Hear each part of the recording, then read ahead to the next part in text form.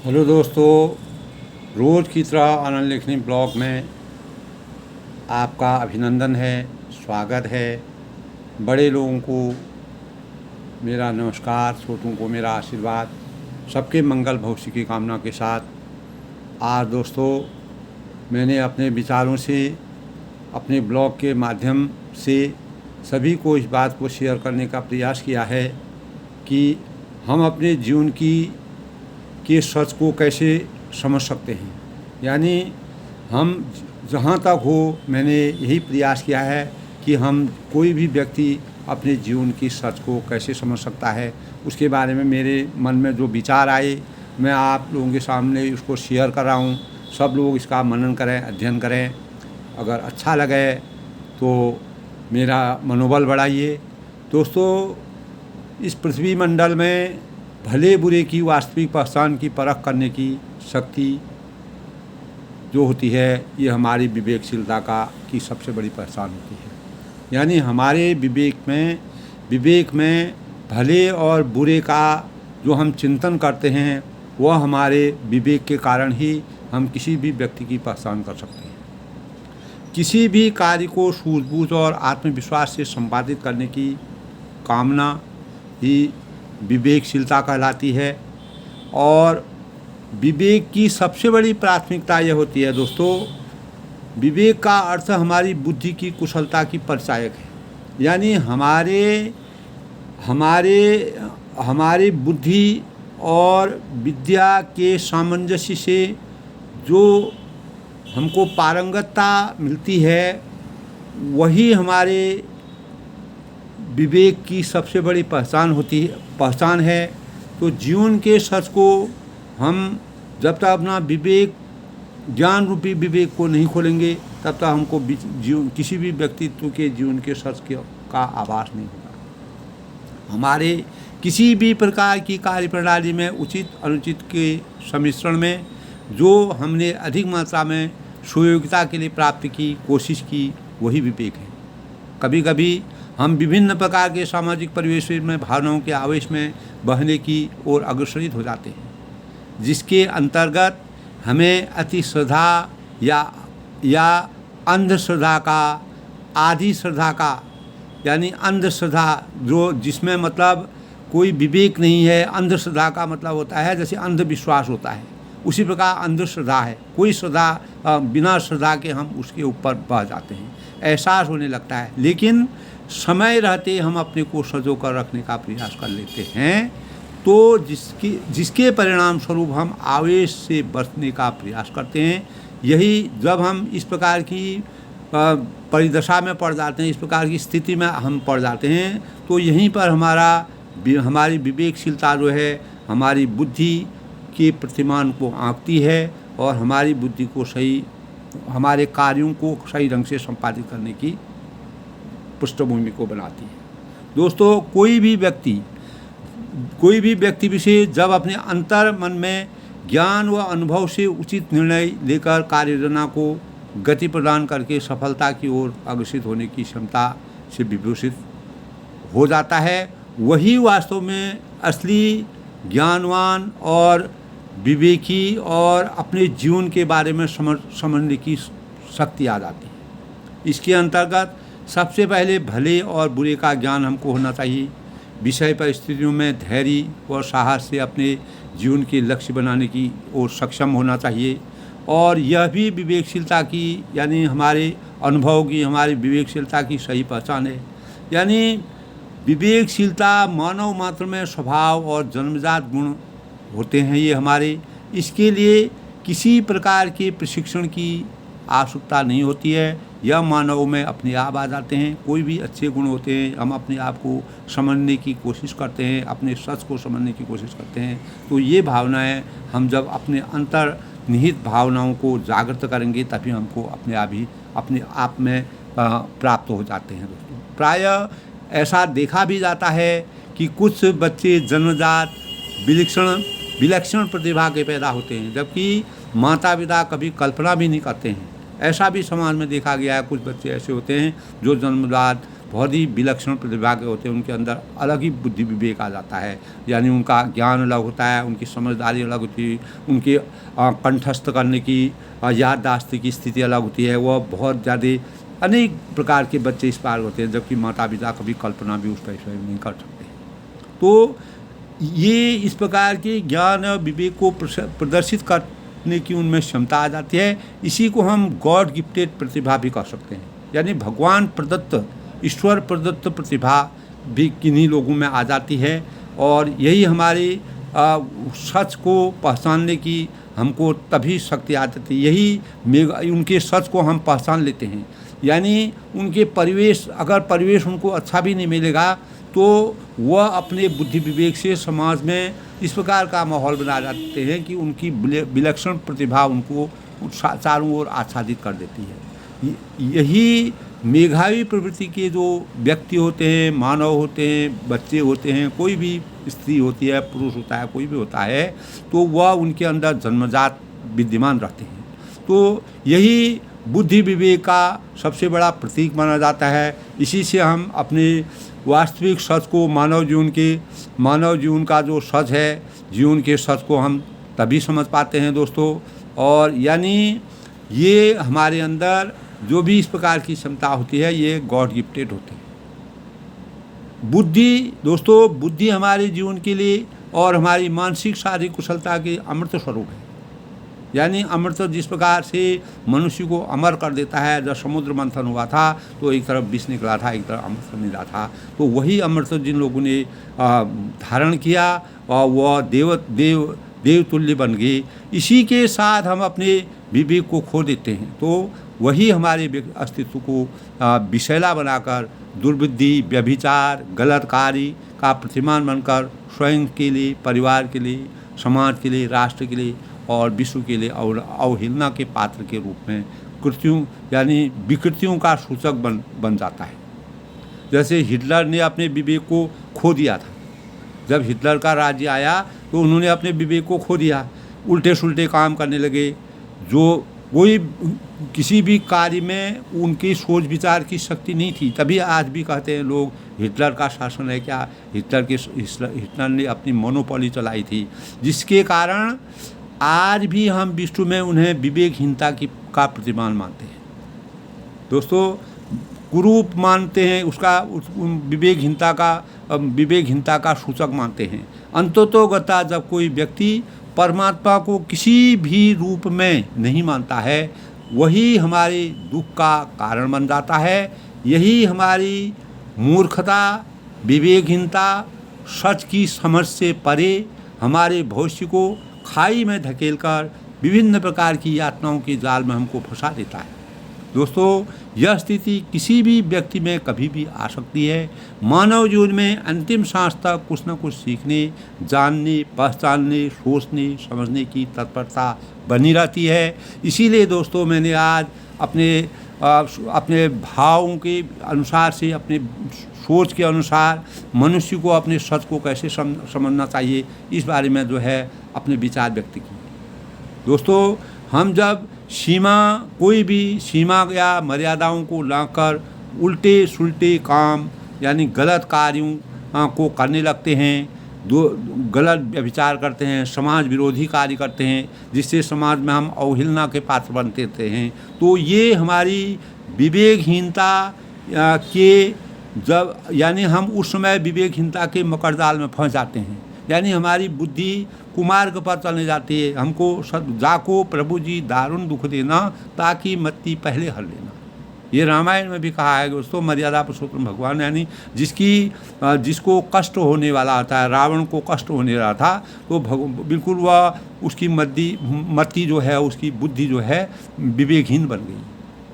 यानी उसको कष्ट होने का समय आता है तो कोई भी भगवान होते हैं या जो हमारी बुद्धि है सही मार्ग में न चल के उल्टे मार्गों का अनुगमन करती है, अनुसरण करती है, जिससे हम अनेक प्रकार के मकड़जाल में फंस जाते हैं और वह हमारे लिए घातक सिद्ध होता है। तो दोस्तों, हमें कभी भी अपने विवेक को, सत्य को, बुद्धि को, दैनिक प्रक्रिया को सही इस्तेमाल करना चाहिए। तभी हम वास्तविक मानव की सत्य को पहचान सकते हैं, मानव की सत्यता की श्रेणी में आ सकते हैं। अच्छाइयाँ हैं समाज में, बुराइयाँ हुए, परखने की कोशिश हमको करनी चाहिए। किसी भी कार्यों की रूपरेखा को तैयार करके सुनहरे जीवन के लिए अग्रसित होने के प्रयास करने चाहिए। यही हमारी बुद्धि का, विवेक का, मानवता का की सबसे बड़ी पहचान है। दोस्तों, ये संसार महानाट्यशाला में जब मनुष्य पैदा होता है तो उसके संपूर्ण जीवन में किसी भी कर्तव्य क्षेत्र के निर्वहन के लिए कर्म की महत्वपूर्ण भूमिका मानी गई है। यानी जब तक हम कर्म नहीं करेंगे तो हम अपने सच को नहीं पहचानेंगे। कर्म से ही हमको अपने सच का पता चलेगा कि हमारे अंदर कितनी क्षमता है, कितनी विवेकशीलता है, कितनी सहन शक्ति है। क्योंकि हमको कर्म करते करते इस प्रकार की सब चीज़ों की जानकारी होती है। अगर हम कर्म ही नहीं करेंगे, एक जगह बैठे रहेंगे, तो हमें अपने व्यक्तित्व के बारे में कुछ जानकारी नहीं हुई, तो हम वास्तविक मानवता के सच को नहीं जान सकते। जितने भी प्रकार के कार्यों की भूमिका से मानव को गुजरना पड़ता है, यहीं पर हमारी बुद्धि है, विवेक है, हमारा सच है, हमारे कार्यों की प्रवृत्ति है, से हमारा जीवन संचालित होता है। हमारे कर्म क्षेत्र में, सांसारिक जीवन में सामान्य जन जब अपने विवेक रूपी धर्म से विरुद्ध कार्यों को, विवेक रूपी धर्म के विरुद्ध कार्यों को करने की कोशिश करता है, तो वहीं हमारी आत्मा के पतन का बहुत बड़ा कारक बन जाता है, जो हमको नुकसान पहुंच जाता है, जो हमको गर्त में ले जाता है, हमको बुराइयों की तरफ ले जाता है, हमको अनेक प्रकार के झंझटों में बांध देता है, जिस उसमें फंसा देता है। तो दोस्तों, हमें अपने मानव जीवन के सच को समझना चाहिए। अपनी चूक के कारण, अपनी भूल के कारण जब हम अपने आप को कोसने की अनुभूति करते हैं, तो हमारे आत्मग्लानि का, हमें स्वयं में आत्मग्लानि का एहसास होता है। जिस व्यक्ति को तब भी एहसास हो जाता है, तब भी वह अपने सच को पहचानने की कोशिश करता है। अगर तब भी वह अपना आत्मग्लानि गलत कार्य करने पर या कहीं गलत रास्ते पर जाने पर हम आत्मग्लानि नहीं करते हैं, तो फिर हम गर्त में गिर जाते हैं। यही मानव जीवन की गर्त। या कोई आदमी बहुत आगे पहुंच जाता है, लेकिन जैसे ऊपर उछला गेंद जैसे ऊपर उछलती है वैसे नीचे गिर जाती है।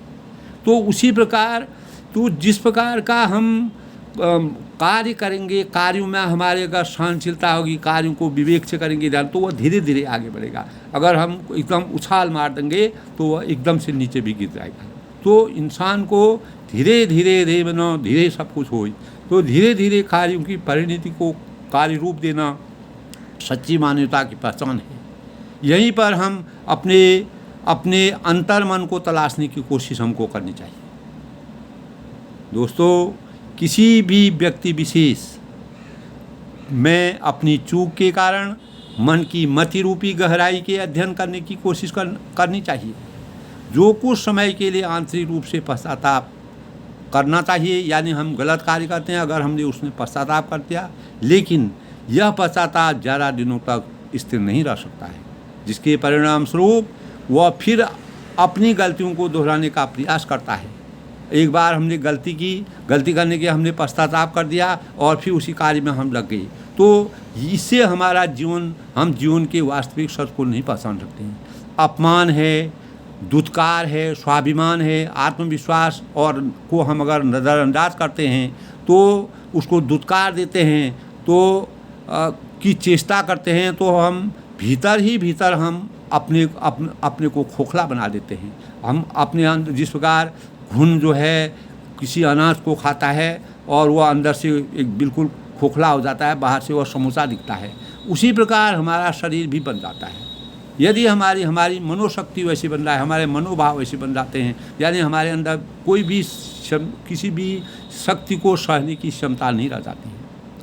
दोस्तों, इस चीज़ को मनन करना चाहिए, ध्यान रखना चाहिए। आज के युग में कोई इस प्रकार की चीज़ें पढ़ने की, सुनने की कोशिश नहीं करता है, जो कि हमारे भविष्य के निर्माण के लिए बहुत आवश्यक है। आज लोग उल्टी सुल्टी चीज़ें सुनते हैं और जो निराधार चीज़ें होती हैं उनको सुनते हैं। जिसका कोई तत्व हमारे जीवन में उनका कोई उपयोग नहीं है, उनको ज़्यादा सुनते हैं। उसी में लोग आगे बढ़ रहे हैं। लेकिन यदि हम गहराई से मानव जीवन के चिंतन करें तो इसके लिए हमको गहराई में जाना पड़ेगा, अपने साहित्य के साथ जोड़ना पड़ेगा। यदि हमारी मनोशक्ति सकारात्मक होगी, अच्छे कार्य को रखती, सही दिशा का चयन करेगी, तो निश्चित ही जीवन सुखमय होगा। यानी यदि हम अपने विवेक, बुद्धि, सत्य और कर्म का सदुपयोग नहीं करते हैं तो हमारी आत्मग्लानि और अपमान की ओर ले जाने की सोच से हम ग्रसित हो जाते हैं। दोस्तों, जब हम महाभारत के युद्ध के दौरान विवेक रूपी कृष्ण 5 ज्ञानेंद्रियों के रूप में पांडवों की रक्षा करते थे, आँख, कान, नाक, मुंह, ये सब जो 5 ज्ञानेंद्रियाँ होते हैं, त्वचा, तो ये जो ज्ञानेंद्रियाँ होती हैं हमारी 5, उनका कार्य करते थे। तो इसीलिए निंदा के अभिशाप कौरवों को पांडवों के आगे घुटने टेकने के लिए मजबूर होना पड़ा। किसी भी व्यक्ति की मति ही उसके जीवन की गति को निर्धारित करने की सबसे बड़ी पहल होती है। दोस्तों, वैज्ञानिक दृष्टिकोण से भी हम अगर माना गया है कि हम जैसा अन्न जल ग्रहण करेंगे हमारा मन भी उसी दिशा का अनुसरण करने लगेगा। यानी सात्विक विचार, आत्मचिंतन, सहनशीलता, सद्व्यवहार, सामंजस्य के भाव, चिंतन, मनन शक्ति किसी भी व्यक्ति के जीवन पर उसके रहन सहन, चिंतन, मनन और सामाजिक परिवेश आदि पर बहुत प्रभाव पड़ता है। यही हमारी सत्यता, मानव शक्ति को समझने की सबसे बड़ी शक्ति है। यही हमारे विवेक का सबसे बड़ा कारण है। यही हमारी, जब हम विवेक रूपी ज्ञान से कोई काम करते हैं, विवेक को लगा करके किसी भी कार्य की परिणति करते हैं, बुद्धि लगा करके करते हैं, सच को पहचानने की कोशिश करते हैं, तो वहीं पर हम प्रभावशाली हो जाते हैं। यही धारणा हमें अंतिम सांस तक कुछ नया करने की अभिव्यक्ति से लाभान्वित हम होते हैं, आशान्वित होते हैं।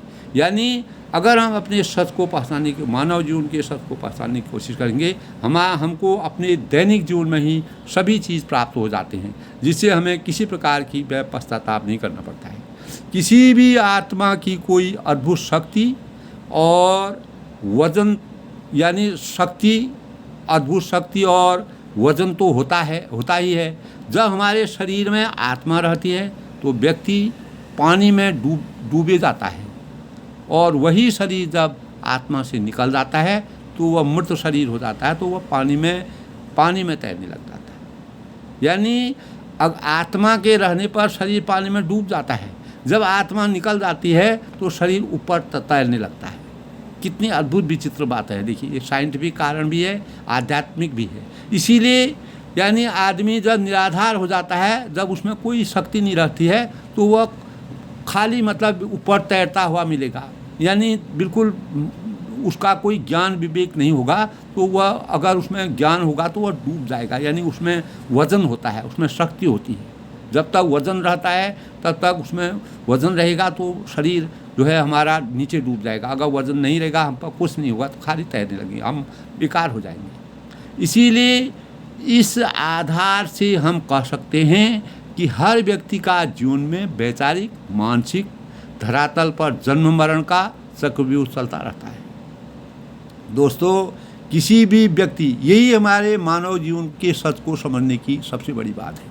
किसी भी व्यक्ति विशेष को इस चक्र से छुटकारा पाने के लिए अपने ज्ञान है, विवेक है, सहन शक्ति है और अच्छे कार्य हैं को आत्मसात, आत्मबल को हमेशा मजबूत बनाने के प्रयास करने चाहिए।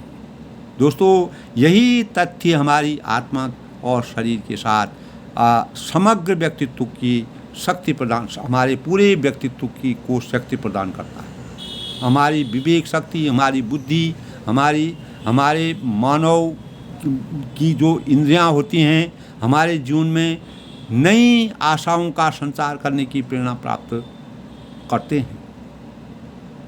हम अपने जीवन में विवेक है, ज्ञान है, बुद्धि है, तो इसकी शक्ति के बार बार गलतियों को दोहराने की पुनरावृत्ति हमको नहीं करनी चाहिए।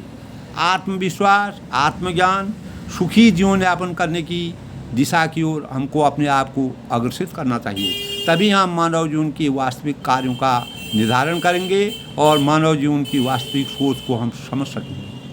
इसी प्रकार दोस्तों, विवेक है हमारे जीवन की सबसे बड़ी पहल है। बिना विवेक के हम किसी कार्य को संपादित करेंगे तो हमें उसमें वास्तविक गुणात्मक फल की प्राप्ति नहीं होगी। किसी भी व्यक्ति के सकारात्मक जीवन का आधार विवेक है, ज्ञान है, बुद्धि है, यानी सत्यता है, सहनशीलता है। ये हमारी सकारात्मक सही मार्ग का चयन करना है, जिससे मानव की मानवता की पहचान होती है। अगर मानव को मानव की पहचान का ज्ञान हो गया तो हम मानव जीवन के सच को समझ सकते हैं। तभी समझ मनुष्य, तभी कहा है दोस्तों, मनुष्य मात्र बंधु है, यही बड़ा विवेक है। वही मनुष्य है कि जो मनुष्य के लिए मरे। यानी मनुष्य भी मनुष्य के लिए अगर त्याग करता है तो यही सबसे बड़ा विवेक है। यही हमारे ज्ञान की सबसे बड़ी। अगर हम मनुष्य के काम नहीं आएगा, किसी पर कोई किसी के काम नहीं आएगा, तो एक मनुष्य का दूसरे मनुष्य के साथ रहना और उठना बैठना, संपर्क में रहने का कोई फ़ायदा नहीं है। संपर्क में आदमी एक समूह में क्यों रहता है? वह दुख सुख की परिणति में एक दूसरे के भागी बने। इसके लिए इसी कारण लोग जो हैं आपस में घर बना के रहते हैं। अपने अस्तित्व की रक्षा करने के लिए आदमी संगठन के रूप में रहने की कोशिश करता है। संगठन की रक्षा करने के लिए अपने अस्तित्व के बचाव, संगठन की रक्षा क्यों करता है आदमी? अपने अस्तित्व के बचाव के लिए। यानी पूरे संगठन का अस्तित्व की बचाव अगर होगा, संगठन तभी बनेगा जब हमारा अस्तित्व एक समान काम करेगा और उसी से हम अपने संगठन को बचा सकते हैं और अपने अस्तित्व को बचा सकते हैं। नहीं तो कोई बस्ती होती है, कोई बाज़ार होती है, कोई गांव होता है, कोई शहर होता है, वो एक ही साथ क्यों बसता है? इसका कारण यही है दोस्तों। इसकी सबसे बड़ी कारण यह है कि हमको सभी प्रकार की मानवीय सुविधाएं वहाँ पर प्राप्त हों, मनुष्य के काम आए, एक दूसरे के काम आए। समूह में रहने से हमको किसी प्रकार की समस्या आएगी तो एक दूसरा आदमी काम करेगा। हम जिंदगी में इच्छाओं के अनुसार हमको कभी नहीं मिलता है। हम इच्छाएं तो आदमी की अनंत होती हैं, आदमी की इच्छाओं की कभी प्रतिपूर्ति नहीं होती है। लेकिन यह निश्चित है कुछ न कुछ तो मिलता है दोस्तों, जिसके सहारे हम जीवन की डोर को अंत तक खींचने में समर्थवान रहते हैं। यानी कुछ ना कुछ हमारे जीवन में मिलता है। इच्छाओं के अनुसार नहीं मिलेगा, कुछ ना कुछ मिलेगा, तभी हम अपने अस्तित्व की रक्षा कर रहे हैं। दोस्तों, आज के लेख में आज के समझ में मेरा कहने का तात्पर्य यही था। बिना बुद्धि के, बिना विवेक के, बिना सोच समझ के हमको किसी भी कार्य को अगर हमको मानवता की वास्तविक पहचान, मानव जीवन की वास्तविक पहचान करनी है तो अपने अंतर्मन में इन बातों का ध्यान रखना चाहिए कि हम जो है आपस में इस प्रकार से अपने ज्ञान का प्रसार करें कि वह एक दूसरे के काम आए। हमारा विवेक हमको कहीं अवहेलना का पात्र न बनने दे। तो उन कार्यों के लिए हमको हर समय सजग रहना चाहिए और सतर्कता बरतनी चाहिए और अपने जीवन के अस्तित्व को उभारना चाहिए। तो दोस्तों, मेरा कहने का अभिप्राय यही है कि हर एक मानव को अपनी मानवता की पहचान करनी चाहिए, अपनी मानवता को समझना चाहिए। हमको क्या करना है, क्या नहीं करना है, किस कार्य को कैसे सुलझाया जाएगा, किस कार्य में हम आगे बढ़ सकते हैं, किस कार्य में हमें सही मार्गदर्शन होगा, कैसा करके हम सही ज्ञान की प्राप्ति करते हैं। दोस्तों, ये कोई सिखाता नहीं है, ये कोई ऐसी बात नहीं है, ये आदमी के चिंतन की बात है। हम जितना एक दूसरे के लिए सोचेंगे, अपने ज्ञान रूपी यानी पांचों इंद्रियों को, कौरव और पांडवों का युद्ध हुआ था, उसमें भगवान कृष्ण 5 इंद्रियों के समान काम उनके बीच में करने लगे। लेकिन जब पांडवों ने अच्छे कार्य किए, उनके कार्य में वह दम थी, तभी उन्होंने उनका साथ दे करके पांडवों को विजय प्राप्त की। यही चीज़ें हमको रामचरितमानस से भी इस प्रकार का ज्ञान में, अनेक प्रकार के हमारे ग्रंथ हैं जिसमें हमारे इस प्रकार की चीज़ें हमको मिलती हैं। हम मानव जीवन के सच को कैसे पहचान सकते हैं। तो दोस्तों, अंत में हमें अपने कर्तव्यों का सही इस्तेमाल कर विवेक, बुद्धि, ज्ञान, कार्यों की सही परिणति के साथ कार्यों की गति को आगे बढ़ाने की कोशिश करनी चाहिए। हमें अपने वजूद को, अपने अस्तित्व को, अपनी हस्ती को, अपनी हैसियत को, सत्ता, विद्यमानता की उपस्थिति को सामाजिक परिवेश में सही विवेक, ज्ञान, बुद्धि का परिचय देने का प्रयास करना चाहिए। ज्ञान है, विवेक है, सहनशीलता है, सामंजस्य है, आपस में एक ही भाव है, एक दूसरे की सहायता करना है। इस प्रकार से हमारे अस्तित्व को हमको सजो कर रखना चाहिए, एक दूसरे की मदद करनी चाहिए, दुख और सुख में एक दूसरे का साथ देना चाहिए, आपस में सामंजस्य बनाना चाहिए। सबसे यही हमारे जीवन का सबसे बड़ा आभूषण है। इसी से हम जीवन की नैया को पार लगा सकते हैं, अपने जीवन को सकारात्मक दिशा में ला सकते हैं। दोस्तों, मैं अपने लेखों में हमेशा प्रेरणादायक बातें करता हूँ। यही कोशिश करता हूँ कि हमारी भावी पीढ़ी को है, जो वर्तमान है, जिनका जीवन चल रहा है और जो इसमें है, वह किसी प्रकार का पश्चाताप न करके अपने मानवीय अस्तित्व की पहचान करें। जहाँ पर हम गलती करते हैं, गलत करते हैं, अगर हमको एक बच्चे से भी वहाँ पर क्षमा मांगनी है, उसके लिए हमको तत्पर रहना चाहिए। तब हम मानवता की श्रेणी में सही आएंगे। अगर हम गलत कर रहे हैं, एक बच्चा हमको शिक्षा दे रहा है कि ये गलत कर रहे हैं, तो उसको हमको मानना चाहिए। ये नहीं कि अरे तुम बच्चे हो, तुम हमको क्या सिखाओगे, इस प्रकार की भावनाएं नहीं होनी चाहिए। ज्ञान, बुद्धि, विवेक, ये सब चीज़ें मनुष्य की जन्मजात भी होती हैं, समाज से भी सीखता है, किसी व्यक्ति विशेष से सीखता है, किसी बच्चे से भी प्रेरणा मिल सकती है। यानी बड़े से लेके छोटे से हमको किसी से भी मानव जीवन के सच को पहचानने की शक्ति प्रदान होती है। इसी से हम सफलता के पायदान को छू सकते हैं, किसी भी कार्य की परिणति को पूरा करने में, संपादित करने में सफल हो सकते हैं। यही हमारे सफल भविष्य का सबसे बड़ा अस्त्र है, यही हमारे जीवन की सबसे बड़ी सकारात्मकता है। इसी से हम भविष्य के सही भविष्य का निर्माण कर सकते हैं और जीवन के सच को वास्तव में समझने की शक्ति हमारे अंदर तभी आती है।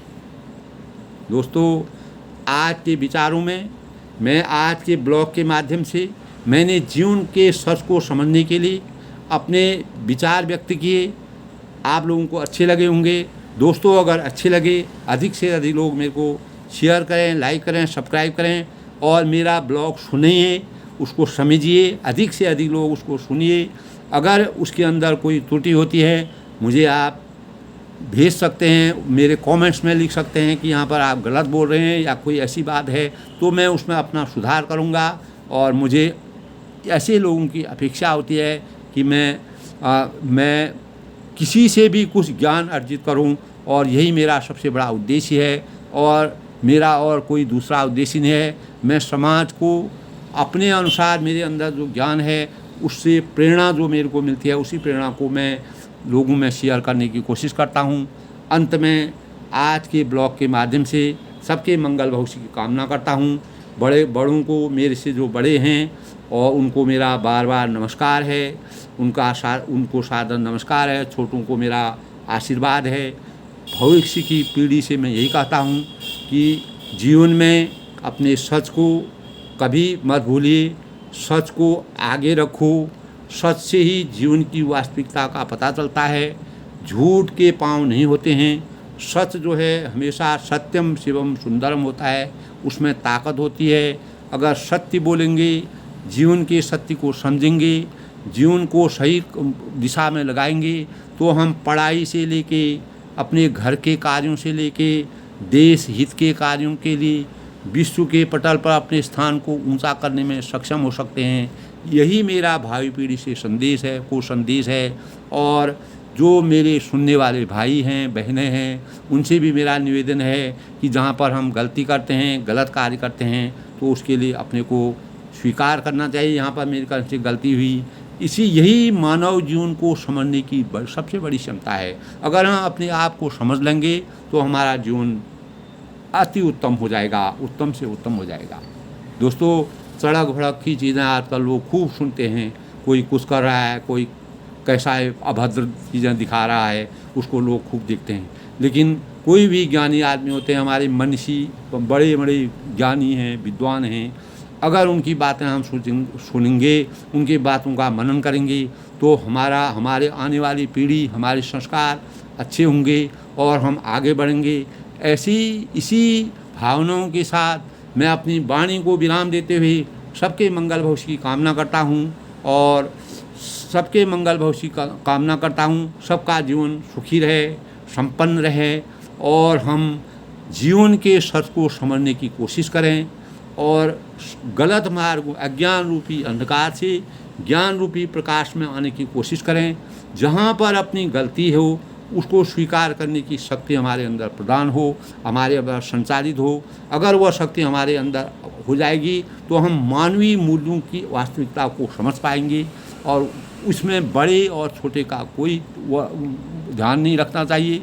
कोई भी गलती जीवन में कर सकता है, कोई भी अपने रास्ते से भटक सकता है। उस भटकावपन को जीवन के किसी भी उम्र में इस प्रकार का भटकाव आ सकता है। हम जीवन के सत्य को अगर समझना चाहते हैं तो अपनी गलती को स्वीकार करने की क्षमता हो, अपने विवेक, बुद्धि और विद्या, सहनशीलता के अनुसार अपने कार्यों को उजागर करें, कार्यों को संपादित करें। तभी हमारा भविष्य का अच्छा निर्माण हो सकता है, तभी हम अच्छे मार्ग का अनुसरण कर सकते हैं। दोस्तों, सबको मेरा नमस्कार, सबको मेरा धन्यवाद। भारत माता की जय।